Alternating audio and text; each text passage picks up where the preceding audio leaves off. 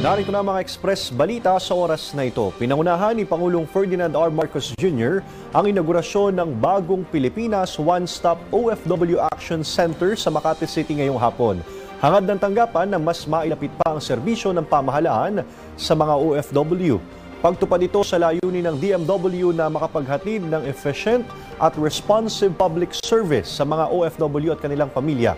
Napag-isa rin ng gusali ang serbisyo ng SSS, Pag-ibig Fund, PhilHealth, TESDA at iba pang national government agencies, kabilang ang Department of Agriculture, DOH, DOLE, DTI, Department of Tourism, DOST at DSWD. May isang kwento tayong laging naririnig na hindi naluluma, hindi nawawalan ng halaga. Ito ang kwento ng ating mga manggagawang Pilipino sa iba't ibang bansa.